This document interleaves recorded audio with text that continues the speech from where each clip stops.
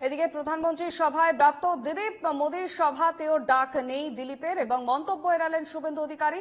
আলিপুরদুয়ার জেলার বিজেপি কর্মসূচি তারাই ডাকেননি দিলীপ ঘোষকে, দাবি শুভেন্দু অধিকারী। এদিকে দিলীপ ঘোষকে ডাক না পাওয়ায় কটাক্ষ কুণাল ঘোষের। প্রধানমন্ত্রীর সভায় ব্রাত্য দিলীপ ঘোষ আলিপুরদুয়ার জেলা বিজেপির কর্মসূচি এবং সেখান থেকেই দিলীপ ঘোষকে ডাকা হয়নি। শুভেন্দু অধিকারীকে এই বিষয়ে জিজ্ঞেস করলে তিনি এমনটাই মন্তব্য করেন।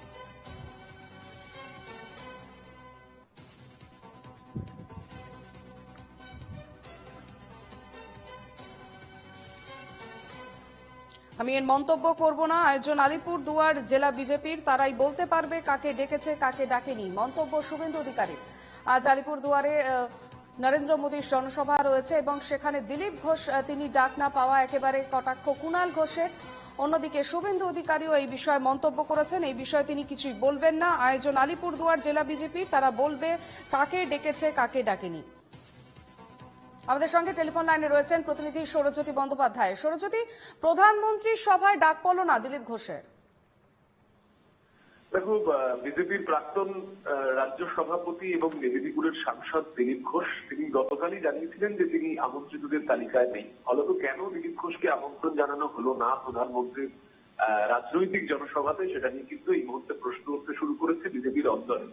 তুমি জানো যে গত কয়েক সপ্তাহে যে বৈঠক হয়েছে এবং সেই বৈঠক রাজ্য স্তরের নেতৃত্বের উপস্থিতিতে হয়েছে, সেখানেও কিন্তু দিলীপ ঘোষের উপস্থিতি কিন্তু চোখে পড়েনি। এবং কার্যত অনেকেই বলেছিলেন যে দিলীপ ঘোষ তিনি সক্রিয় রাজনীতি থেকে কিছুটা দূরে সরছেন বা তাকে আদৌ আমন্ত্রণ করা হচ্ছে কিনা সেই বিষয়টি নিয়েও প্রকাশ্যে কোনো নেতৃত্ব মুখ খুলছেন না। ফলত এই নিয়ে একটা দ্বিধা বিজেপির অন্তরে তৈরি হয়েছে, যেখানে আজকে প্রধানমন্ত্রী নরেন্দ্র মোদী তিনি কিছুক্ষণ আগে সিকিমে বক্তব্য রাখছিলেন। সিকিমের 50 বছর পূর্তি উপলক্ষে এরপরে তিনি গ্যাংটকে আসবেন, সেখানে কেন্দ্রীয় বেশ কয়েকটি প্রকল্পে উদ্বোধন তার হাত দিয়ে হবে এবং তারপরেই তার আলিপুরদুয়ার উত্তরবঙ্গে brigade parade ground, Alipur parade ground, সেখানে তিনি রাজনৈতিক জনসভায় বক্তব্য রাখবেন। সেখানে অন্য নেতৃত্ব বিশেষ করে সুকান্ত মজুমদার, শুভেন্দু অধিকারী থাকা সত্ত্বেও দিলীপ ঘোষের উপস্থিতি নেই, সেটা নিয়ে কিন্তু এই মুহূর্তে একটা চাঞ্চল্য তৈরি হয়েছে।